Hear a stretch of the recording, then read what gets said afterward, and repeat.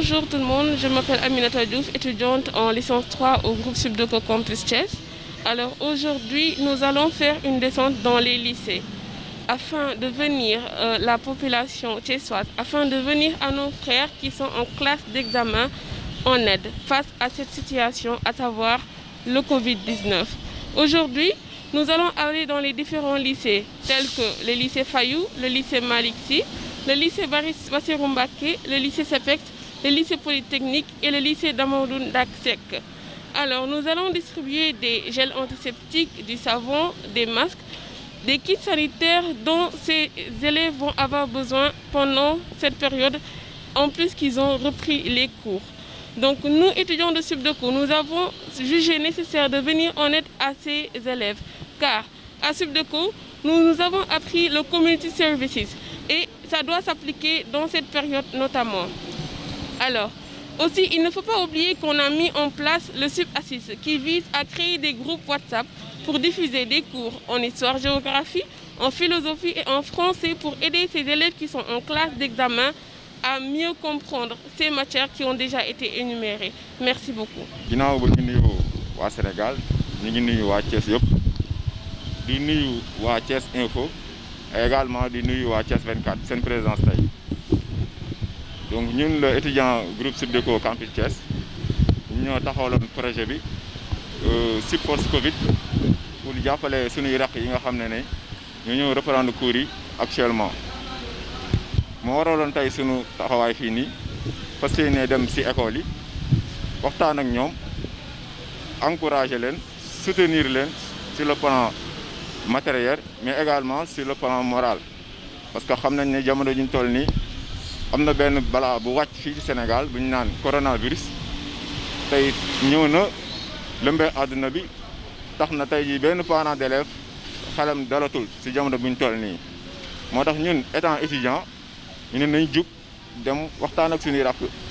sensibiliser leen wax leen ne ñu ngi seen ginnaaw bu baax a baax jox leen ay masque parce que xam nañ ne jamono ji ñu toll nii coronavirus pour xeexal moom foog nga sol masque di raxas say loxo de l'eau et du savon en même temps soo mënee am gel nga koy utiliser parce que loolu rek moo mën a tax ñu mucc ci feebar boobu noonu loolu moo ñu inspiré aujourd'hui ñu ne nañ dem jox leen savon jox leen gel mais également may leen ay masque bu ko defee ñu mën a aar seen bopp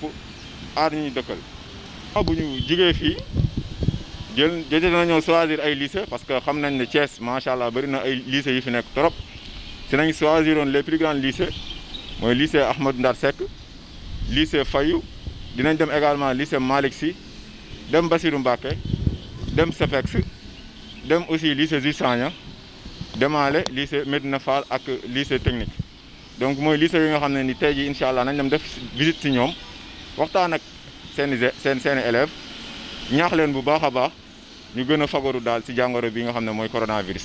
mais également am na beneen programme bu ñu taxawal muy programme SubAssist boobu dina tax tey jii nii dinañ mën a def ay cours en ligne parce que actuellement ñëpp xam nañ ne élèves yi jamono ji ñu toll nii ñu leen encadrer dëgg-dëgg nañ soxla donc foog ñu dem encadrer leen avec les plus grands professeurs de Thiès.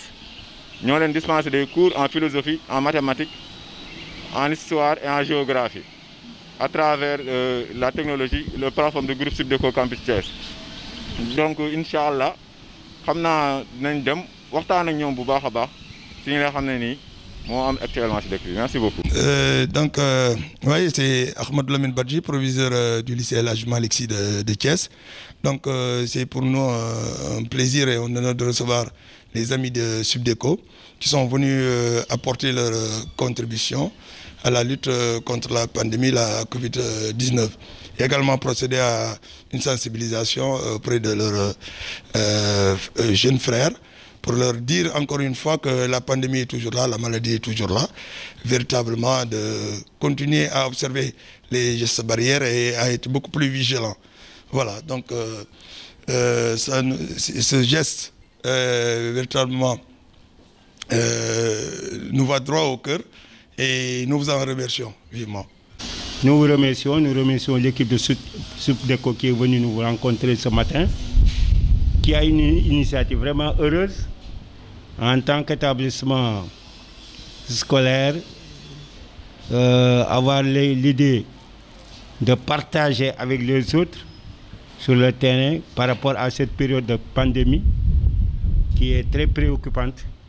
Alors nous saluons vraiment cette action-là. C'est une action salutaire et c'est une action qui devrait normalement faire tache d'huile.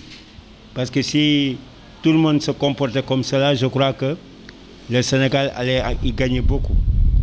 Donc c'est notre sentiment. Nous sommes vraiment très ravis, très contents. Nous vous encourageons. Pour les personnes âgées que nous sommes, pour la plupart dans cette équipe des CEPEX, composée essentiellement, la direction composée essentiellement de personnes du 3e âge, je crois que c'est rare pour nous de rencontrer des actions de cette nature-là, en cette période-là. Alors donc votre action est à saluer, à encourager, et nous disons qu'il faut aller de l'avant. Non seulement nous saluons l'action, mais également nous souhaiterions que cette action puisse faire tache d'huile,